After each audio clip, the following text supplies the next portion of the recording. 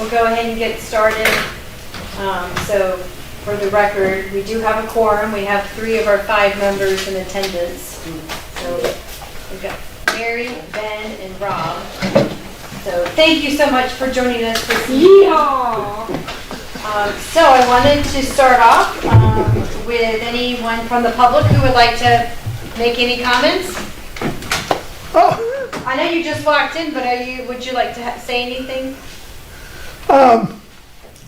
Sure, why not? All right, go for it.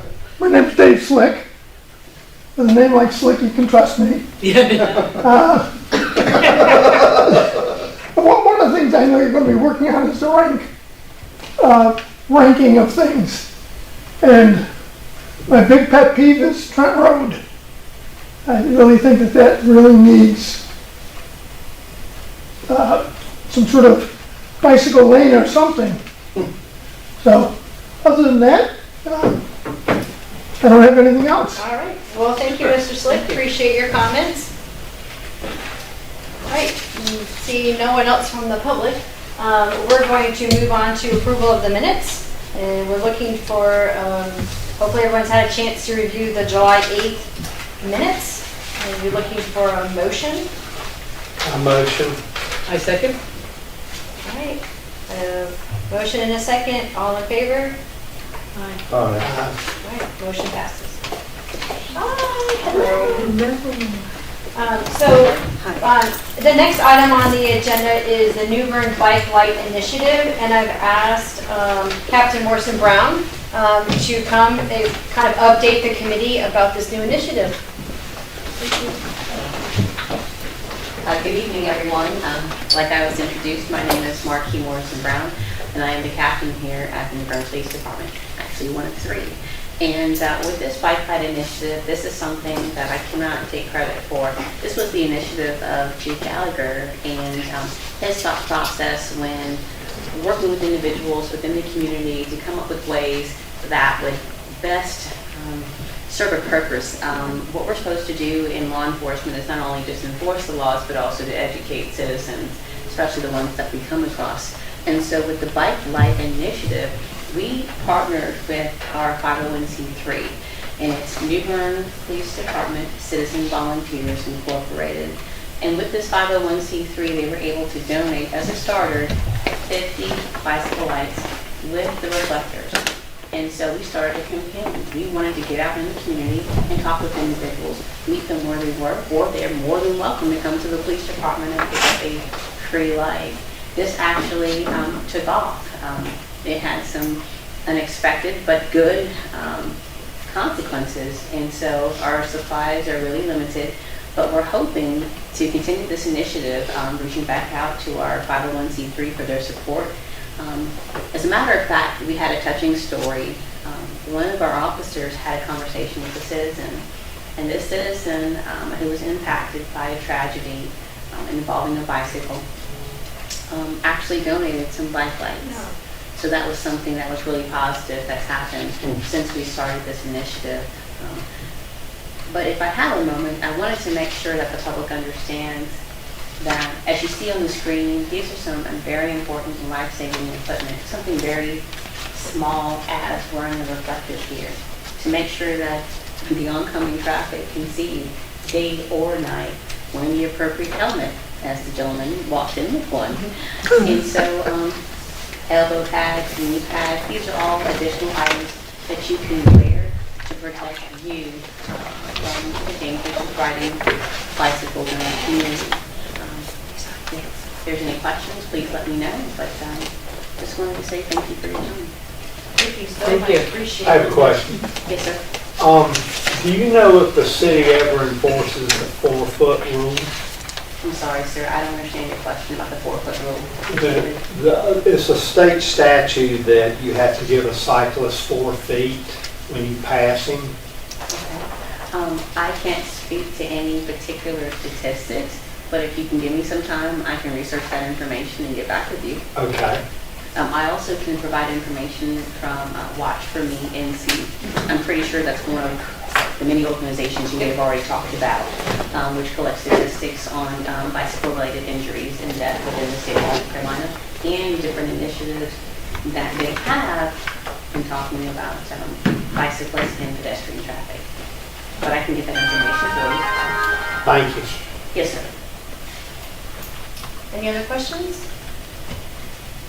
All right, thank you so much for your time. I appreciate you coming out. Yes, ma'am. Thank you.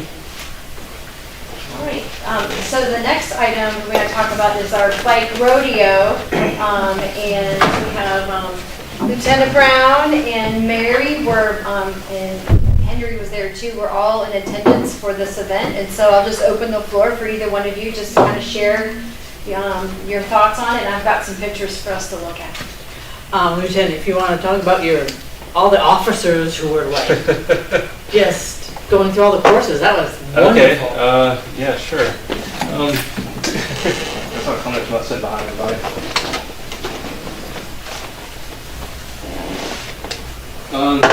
So I guess first to kind of talk about the bike rodeo. It wasn't the initial plan the way we had it set up. The initial plan was that we're going to try to set up 4 different safety courses to give a little bit of education to some of our child bike riders. Teach about hand signs, things to look out for in crossing driveways, or how to make proper turns, and when to appropriately use hand signs. Sadly, the weather did not exactly cooperate with us that day because it poured down raining quite a bit. So we did make a few changes on the fly where we had officers come out there and demonstrate the different courses, which allowed us to kind of talk through some of the courses while the kids got a chance to watch the officers ride through it. We also partnered with the New Bern Fire Rescue. They actually came out with their safety patrol, which is their clown unit as well. They came out with one of their tricycles and one of their other full-size bikes to ride around and interact with some of the kids as well. Talk about not only fire safety, but bike safety and just overall safety in general, because from what I understand, they're also doing some school visits things this week, next week. I know they have some school visits coming up, we're going to talk about safety as well. The bike rodeo is really just a culmination of the bike helmet grant that Deanna helped out with writing and getting the city an award for 125. We had 100 helmets Had on 100 the grant, helmets. but then you had some extra. Then we had a few helmets. extras, so that day we were able to service 50 children from Boys and Girls Club and from the City of New Bern after school care. So we were able to get 50 helmets out to kids in need during that day, and also provide them with some of the rules of the road, some of the hand signs, and explain to them again bicycle safety and proper ways to signal to make turns. Yes, sir. So they've got some helmets left then, correct? We do have a few helmets left. Okay. Today we actually turned over another box. I can't remember how many boxes. I think it was like 10 or 15 donated to the Boys and Girls Club. Okay. We do have some of various sides of the police department, so if you do know some kids that are in need of some helmets, then please let me know. All right. We'll get them issued out. So, yes, I think that's pretty much sums it up. So I just want to kind of touch on what Lieutenant Brown was mentioning. This was really a collaborative effort of the City of New Bern with the various departments and the Boys and Girls Club. We were able to get everyone together and it didn't cost us anything. So we had the helmets donated, we made a couple of copies of flyers, etc. And then it was just volunteering time to get out there and kind of make it happen. So I think next year if we're able to do it again, then we've got some lessons learned that we want to do a little bit more of an outreach. We were afraid that it would kind of go kind of viral, and we didn't want it to be too big for our first year. And hopefully we can put the rain to stay off long enough for us to have the event. But kudos all around. It was a great event. The kids had fun, which is important. Mary, did you want to have any thoughts? Add any thoughts? The only one I wanted to say was kudos to Fleiss bike shop. He came and did some demonstrations. He got lots of questions from the kids, and he did kind of like a bike maintenance and just things to look at for the kids, and they were very interested in talking with him. So I just want to make sure that we all know that they contributed some water and then their time and expertise too. And did they give a bike? I'm not sure. Yeah, they gave away 4 bikes, and so yeah, it was great. Yeah. So I just wanted to recognize them. Yeah, so just a great opportunity for us to partner with everybody, and hopefully this will be another event we can plan for again next year. All right, any questions on the bike rodeo? All right, so we're going to start now. The rest of the meeting is going to talk about the project ranking discussion. So we're going to spend just a few minutes kind of going back in time to just a couple meetings ago. You may recall, I think it was 2 meetings ago, we talked about the neighborhood greenway and sidewalk gaps. That was that very first map that we reviewed, and with that, we identified, the committee kind of did a poll, and we kind of talked about prioritizing the top 3 projects. So the top 3 projects from that one map was the Oaks Road sidewalk, Trent Road side path, and the Trent Road Chestnut Avenue. So might not recall exactly what those are. So Oaks Road is a side path. That was your number 1 priority that you kind of ranked. The second one was Trent Road from Lowe's to Simmons, having a side path. And then the third priority was making that neighborhood greenway connection between Camden Square to Chestnut Avenue. So just to kind of put it down, be a little more formal, is asking for the committee someone to make a motion to concur that these are your top 3 priorities in that order for this one particular map.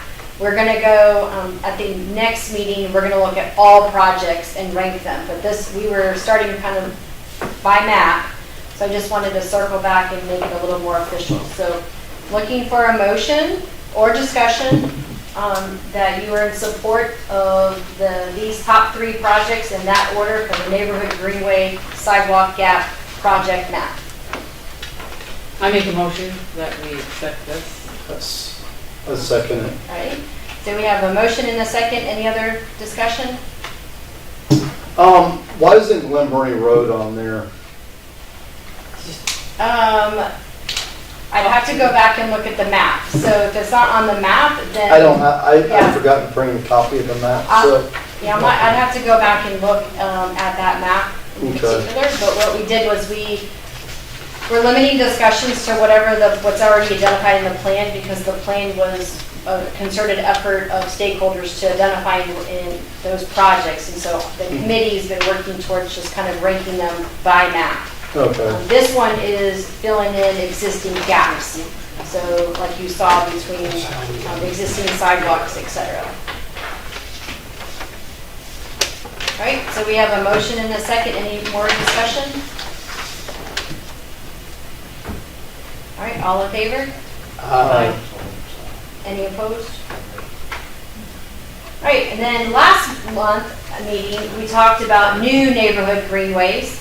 And the neighborhood greenways are like signage, pavement marking, share roads, that kind of thing. And so that meeting, we reviewed all the projects, and the committee ranked Simmons Road Diet, number 1, followed by Country Club Road Diet, and then the Amherst Boulevard buffered bike lanes. And so as you, this isn't a memory here, recalling that Simmons Road Diet was from Hazel Avenue to Trent Road, and the road diet takes a 4-lane cross-section, which you see on the before picture, and converts it to the after picture, where you have a center turn lane, 1 lane of traffic, and then a dedicated bike lane. That's just an option of what it could look like. Followed by the Country Club Road Diet, and this is from, I can't see the streets. That's right by the last That's street. going over there to pass, the red section. Yes, it's on The Country, yes. Lawson Creek. Thank you. From where it currently ends, coming into River Trentwoods. I've already changed that other side. Oh, is Yes. that Country Club? That's Country Club. So that would be that was ranked number 2, and then number 3 was the Amherst Boulevard buffered bike lanes and sidewalk from Monterey Circle to Glenburnie Avenue. And that's just a picture of what it could look like as a buffered bike lane. So again, this was as of last meeting. This is how the committee ranked it. I'm just looking for an official motion to support the consensus of ranking them as shown. I move. A second. Okay, we have a motion and a second. Any other discussion? All in favor? Aye. Okay, great. Thank you so much. All right, now we'll talk about the new projects. So we're continuing working ourselves through the plan, where we're reviewing each of the maps in more detail. And so we're at the section now where these are projects that are people beyond the city have the ability to influence construction or the ability to make construction. So this particular one this map is looking at bicycle and pedestrian along News Boulevard and Dr. Martin Luther King Boulevard corridor. And what is that map? It's page 54 of your map, of your. Okay.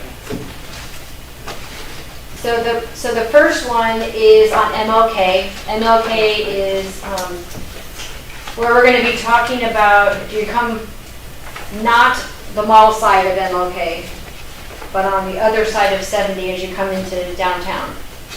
At one point, that cross-section served its purpose, but the cross-section is pretty wide now. The traffic is not as high as it once was. And so the recommendation is either one, the possibility of moving all the traffic to one side using so you'd have the cross-section 6 lane, so you move all the traffic to one side and you would convert the other side to a multi-use path, linear park type concept. The other option would be to move the turn lanes and your road paths to the middle of that entire road width and create linear parks on either side. So that's one option.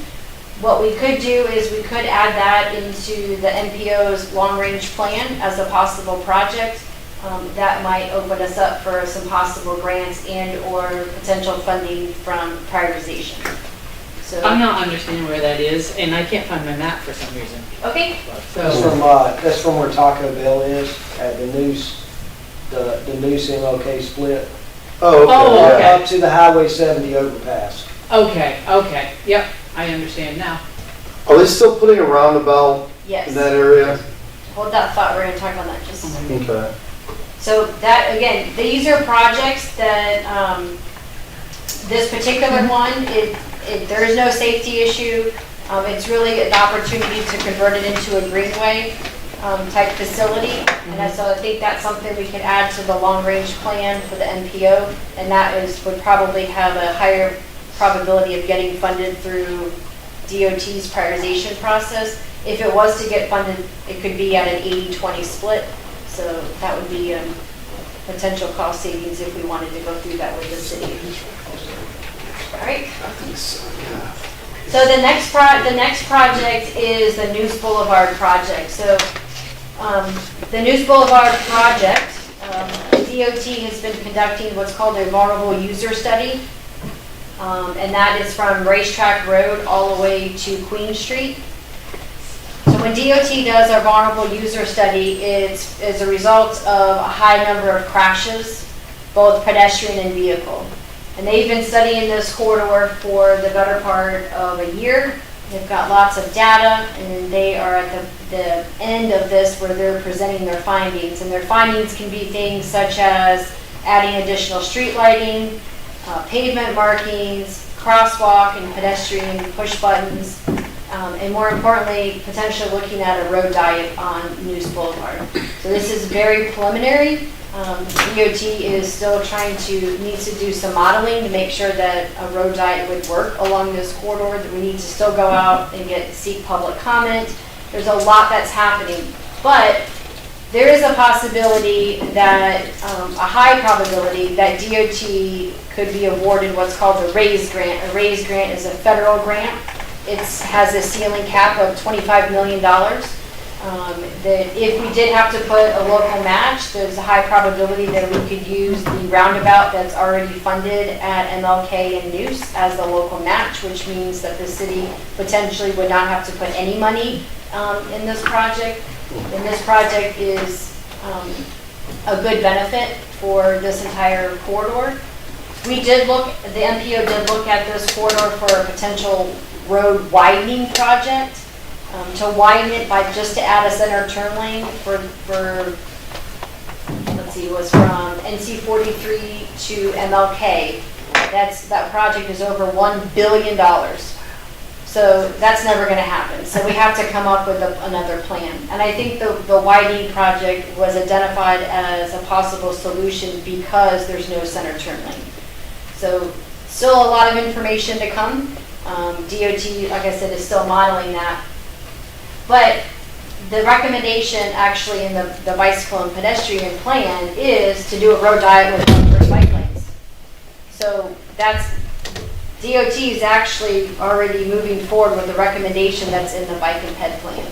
So that's just unbeknownst to that we had that plan.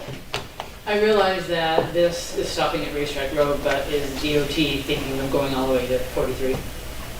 I don't know. Right now, it stopped at Racetrack. I tried to get them to move the study to 43, but they didn't have enough accidents to justify moving the scope that far.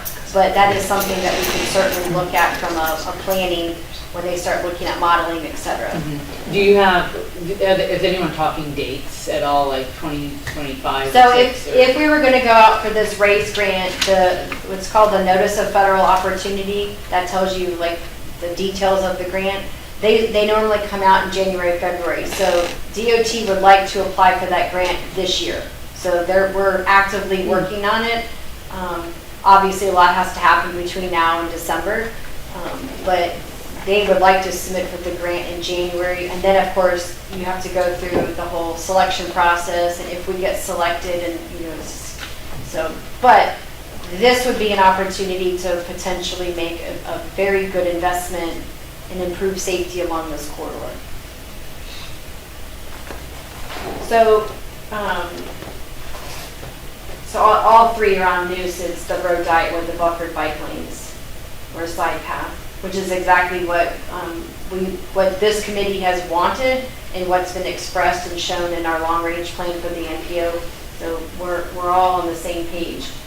So the ask for tonight is if the committee supports the MLK road diet and supports the News Boulevard road diet. Is that something, again, the committee's responsibility is to ensure that staff is moving forward with the recommendations in the plan. As I stated, the MLK road diet we can put in the long-range plan for the MPO. And for the News Boulevard road diet, we could send your recommendation of support to Foster and the Board of Aldermen. So hopefully get us to move forward in evaluating this potential road diet for News Boulevard. If we were to support both, would that take away from one or the other? No. No, okay. Then, No, because at this point, there's no funding for either, and they're both in two different opportunities. yeah. Do we have to make a motion to support this, or? I think we probably should at Yeah. the rate we're going. Okay, I make a motion to support these two road diets. I second it. All right, so we have a motion and a second. Any further discussion? All in favor? Mr. Overman, did you say aye? Yes, Okay, just I want to did. make sure. No, you're fine. All right, so the next plan is, all of these are NCDOT program road rate projects. So these are projects that are either funded or in process. So the NC 43 connector, that project is a funded project. When this project started about 20 years ago through the design process, DOT did not have what's called complete streets. So complete streets is something relatively new within the last 5 years, where DOT is required to look at connectivity for all modes of transportation. And as such, this NC 43 connector was scoped more for freight traffic and not necessarily like commercial or residential. So throughout this entire corridor, this new connection, it is what's called controlled access. So there is no opportunity at this point to add a dedicated bike lane along this area. However, that's something that we could come back to and look at in the future. So it's unfortunate, it's just timing. We just weren't able to modify that. We did try, but that project is funded, and right now it's supposed to go out for bidding in July of 2025. So the next project is the Glen Burnie US 70 interchange. So this is a conceptual project that we at the MPO have in our long-range plan. It has been submitted for potential funding through this cycle of prioritization. It is an NCDOT project. And with that project, we would ensure that the complete streets aspect is looked at so that we do have bike and pedestrian accommodations. So that's something that And that's a short strip going over the bridge? Yes, so this is looking at, right now, we've got, it would be improving the interchange. So by improving the interchange, different things we could look at. It could look at redoing the entire interchange and doing what's called a diverging diamond. That was one concept. The diverging diamond is, so as you approach the intersection, you have a red light. The other side has a red light, and you're going to go through the intersection, and then you're going to get on the left-hand lane to go through the interchange, and then once you pass through the interchange on the other side, you're going to get on the other side. So they only allow one lane of traffic at a time. It looks counterintuitive, but it does work, and they're very successful when you have a heavy left turn, which is what we have here. Yeah. It's very confusing when I'm telling you this, but it is signed, and they have signals, and it works really well. So that's one concept that they're looking at for this interchange. But it also could be where we make longer merge lanes, or stacking, or if the off ramps, make them a little bit longer, or make them dual instead of single. There's a couple of different things we're looking at, but that is a project that has been studied and has not gone anywhere as of yet. And that's DOT funded project, or they're leading that initiative. So it sounds like what we're talking here has really not a lot to do with. No, this entire map is NCDOT project. Right, yeah, so it's not necessarily bike friendly or pedestrian friendly. It will. These are opportunities for us to incorporate. Yes, okay. So the Glen Burnie one, we have the opportunity to incorporate. Mhm. NC 43, we do not. We're past that. So where in Glen Burnie is that at again? This is the Glen Burnie 70 interchange. Okay, where the Bear Shield is at. Yes, from Elizabeth Avenue on the north side. Okay, I got you. To McCarthy, basically, the entrance of the community college on the south side. All right. So the next project is looking at all the intersections along MLK.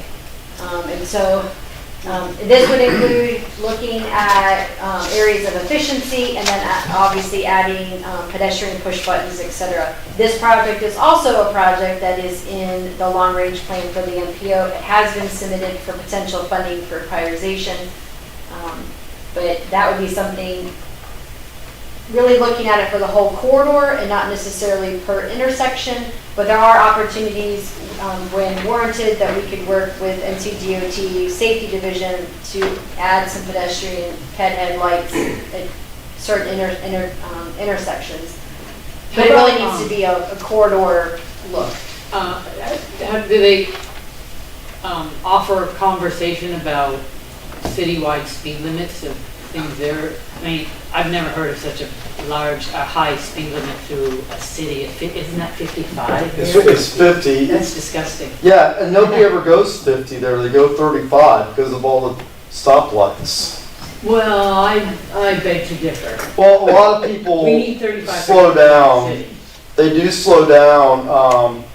They don't go, some people go 50, but it's hard to go 50 because of all the cars that are having to stop at the Are you stoplights. talking on MLK? Yeah. Do you know that, I'm just going to say this because this is a speed limit thing. Do you know that when there was a death, yesterday? Because someone was trying to make a turn, a left or a right, and a truck hit them and then hit another. Yeah, somebody in their 90s Yeah. that But happened if too. there's a good chance that if that F-250 wasn't going 100 miles an hour, he would have hit the Highlander that rolled it, Yeah. because the speed limit is allowing them to do that. So the speed limit is not addressed in these plans. This is just opportunities.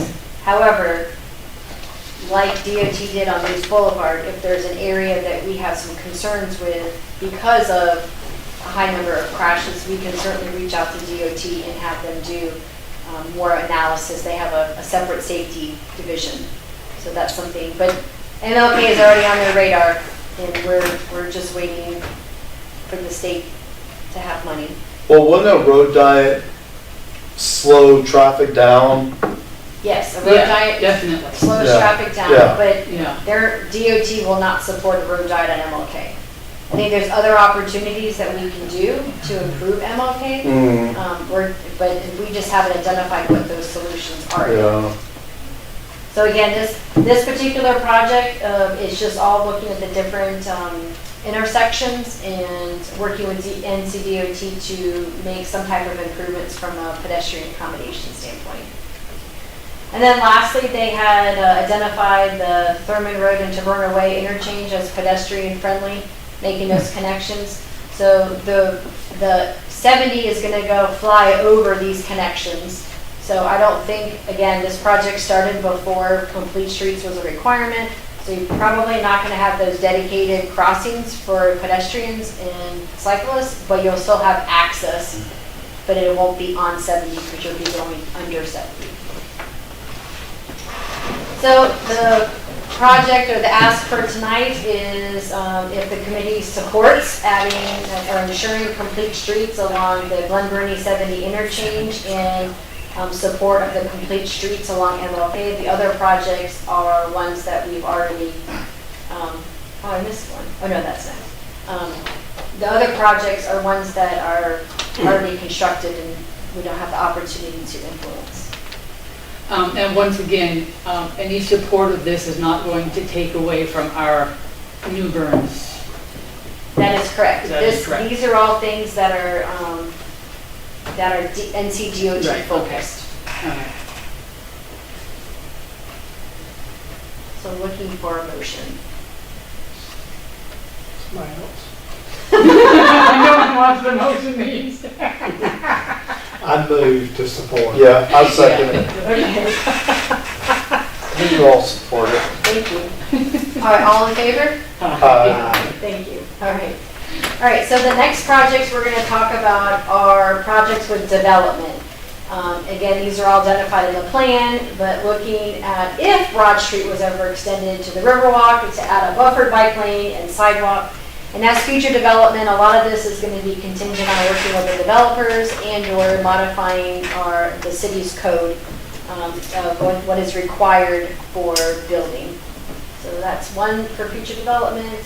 Can you just tell, okay, so Broad Street goes all of, It is, from what I can tell, it's a very short piece. Yeah, It didn't must make be. any sense to me, but it's basically, my takeaway in all of the future development is working with the developers. So if someone came to the table wanting to build one of these areas, that we Right. are working with them to encourage them to implement this piece. yeah, okay. So this has nothing, this city, unless you wanted to buy something, cannot influence this other than asking the developer. Right. We do have one section of Broad Street right of way that connects to the river.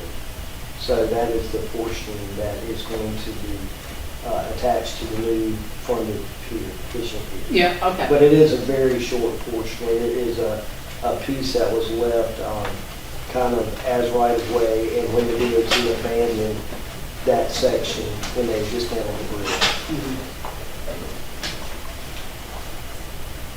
The second project identified for future development is to connect Pine Valley Drive to the new Bern High School with a side path. And again, it's working with that development community to make that possible connection.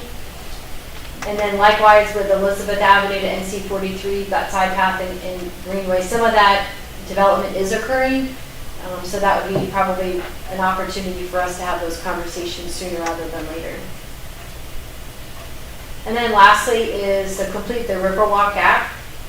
This looks like there's a section that working with the developer could tie into all of the downtown, so you could actually enjoy the Riverwalk. So where is that? Where is that missing? It is, You know what, the newest development at the end of Queen Street, where Queens Point Commons townhouses are on the river. Oh, okay. So going basically northwest along the shoreline up, that will take you through the undeveloped old timber mill site. That's really where it is up the Okay. railroad tracks. Yeah, so along North Craven, at least the riverfront along North Craven. Yeah, okay. about that one? Oh, going backwards, sorry. And then the next one is, we've already, George's staff had already completed the Lowe's Boulevard side path and sidewalk and the mid-block crossing. So those are already complete. The only other thing identified for number 9 is the Trent Road side path sidewalk, which is on Trent. So that's just another opportunity to partner with future development. So again, on this one, just asking for support on adding the complete streets added to the future land use ordinance. That's something that Development Services is currently working on updating. It is recommended in the Pike and Ped plan to support complete streets. And so we're just looking for supporting the recommendations of adding complete street to the future land use ordinance. So I just wanted to get this straight. So if we go through with this, then the developers would already have ordinances in place if they were to sell or So, even though they've already by adding purchased. it to the ordinance, when the new development comes and they want to construct, the ordinance will be very clear that you need to put in Okay, whatever the recommendations are from the land use ordinance, sidewalk, a bike lane, et Whether it cetera. be law. okay. Yeah, it'll be law. Right now, we're just saying pretty please. Right. And now it's law, like you have, And that's only if they developed it. I think it's, So if a developer brings in plans and we're doing the review of the Right, plans, yes. one of the requirements will Will be be that that, okay. these elements, which will be prescribed in an ordinance, which Yeah. we're in the middle of updating. Okay, can you just go through it quickly again? I just want to see if it's really nice to do that. And it may not just be these areas. it's It not would just be these. all new Yeah, development. it's all new development. But this, the Bike and Ped plan was looking at future development opportunities to close the gap. Mhm. But by adding it to the land use ordinance, it's all development Okay. within the city of New Bern. Okay. So it's, Because right now we can like these things are recommended, but they're not law. Yeah, We could make it law. yeah. Which of course, there's a cost associated with that developers often don't like, but if it's law, you don't have it. You're right. And a lot of times, when you're trying to look in the future of places, is even as the low-end cost to a developer would be, we require in land use ordinance some area, just an easement and then, pedestrian access easement of 10 feet. They may not have to construct anything because we may not Right. attach to it yet. Yeah. But right now, as we look at lots of these plans, we're trying to retrofit after the fact and we don't have any land right to any of the properties. Right. So we're trying to squeeze it into an existing right-of-way, which has differing effects, but if we had the area already set aside, it Yeah. leaves us with much more options than we have on these older subdivisions. Okay, so let's take, so number 3, that area, there is, that's different. Number 3 is MLK. no, okay, so I'm looking at where the high school is. Where is, Oh, that's number 6. okay, excuse me. So right there, is there land right now that's undeveloped between all that, the houses in the high school?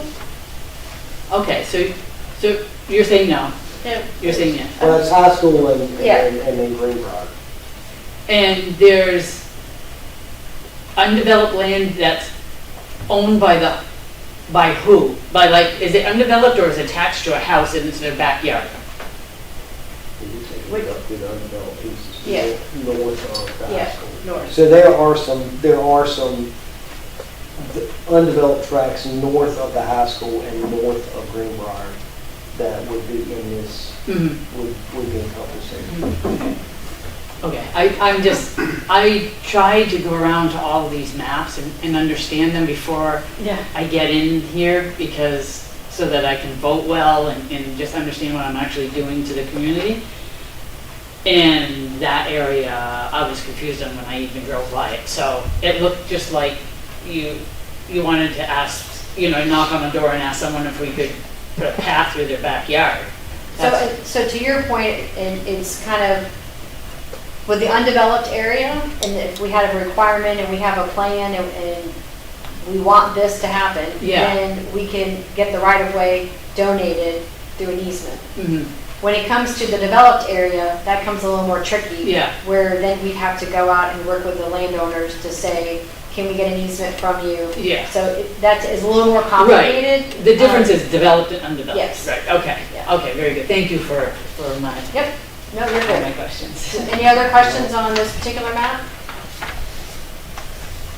All right, so again, looking for someone to make a motion to support complete streets. I make a Um, motion. Well, let me finish. Okay. The complete Go ahead. streets components to, you're in support of adding complete street components to our future land use ordinance. I make a motion to support that. Second it. All right, we have a motion and a second. Any further discussion? All right, all in favor? All right. So is that where I was telling you about earlier, behind Kings Row, where the train used to go through? So Is that, that is not identified it's not identified in the bike and ped plan, okay, but it is something that we can add as a potential project for connectivity in the NPO's long-range plan. okay.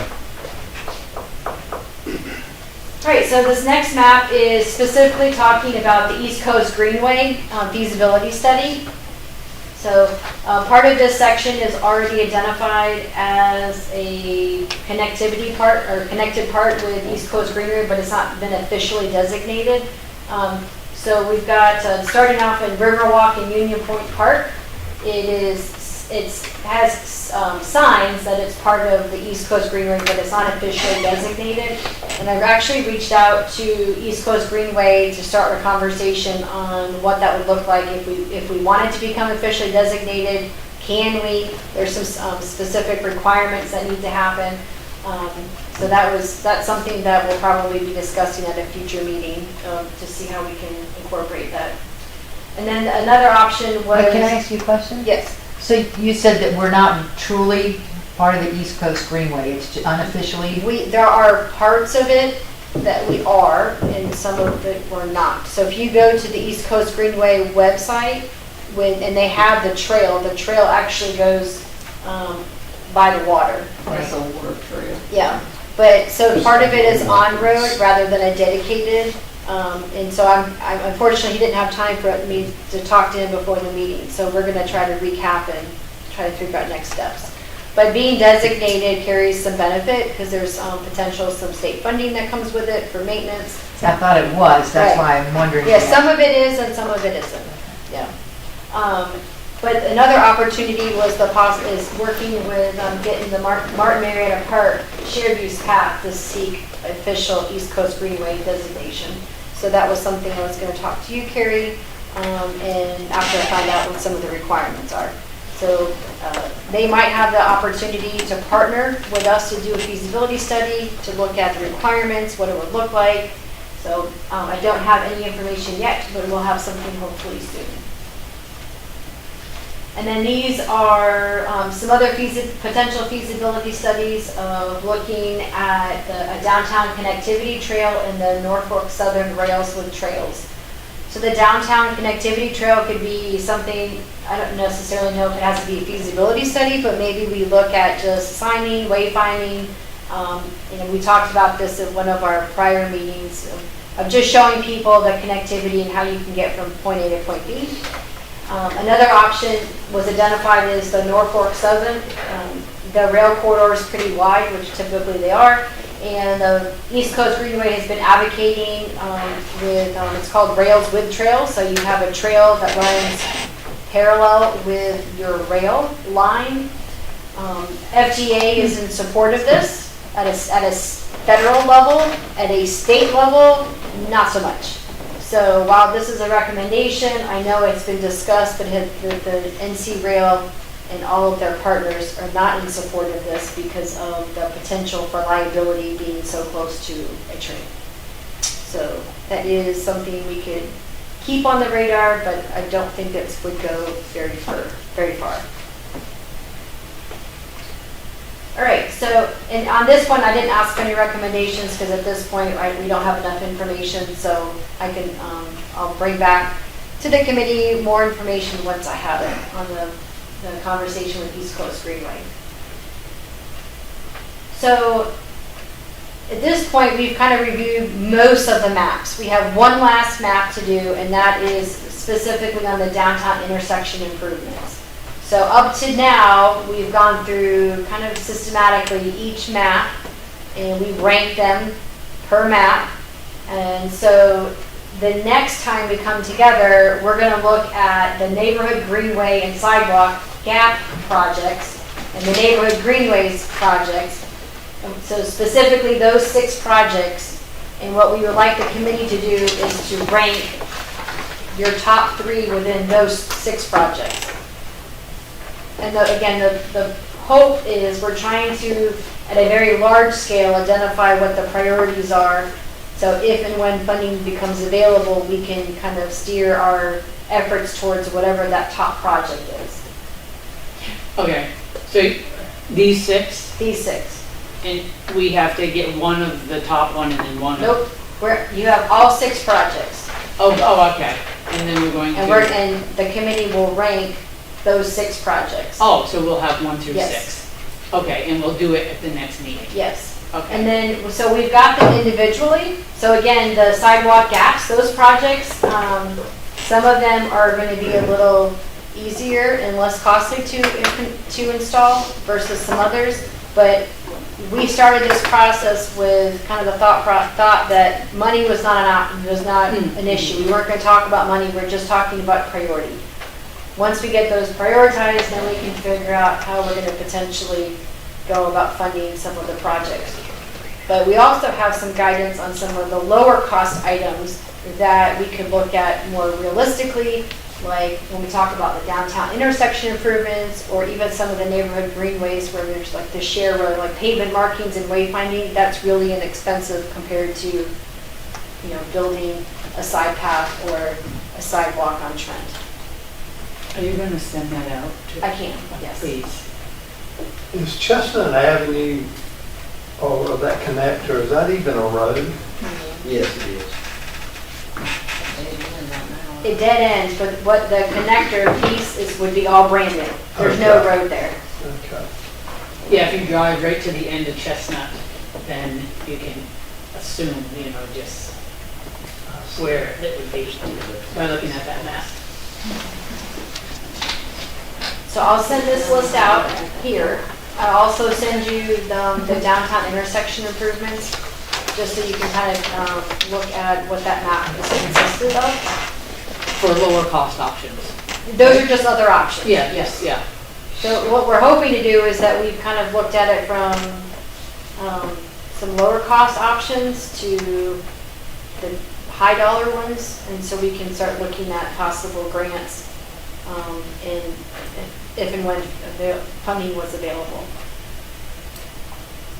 Does anyone have any questions about where we're at and where we're going? For signing, like the downtown area, if you were to maneuver people through the streets, has there been any talk of the color of the signing? No. Okay. We haven't, all we've talked about is signage. No, I just meant, Oh, yeah.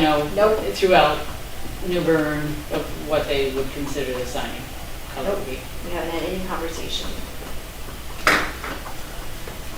All right, well, that's all I have for tonight. Our next meeting is November 4th, and that is our last meeting of the calendar year. So we'll present a calendar for the following year, and we'll go through kind of the downtown intersection improvement projects and the project ranking. Does anyone have any other thoughts or comments for the general good of the board? We've got our Witches Ride, Your what? Witches Ride in October, and it's on our website if you know people who want to register. What day is that? It's October 26th, Saturday. Yeah. I want a trophy in last year's Witches Ride. I don't know what that is. What is it? It's a fun, you dress your bicycle up, Oh, really? yeah, That's and so then cool. decorate your bike and wear a costume. Are you on Well, Facebook? that's great. No, that's probably last. Yeah. that's your go-to place Yeah, to find out. Right, so I'm looking for a motion to adjourn.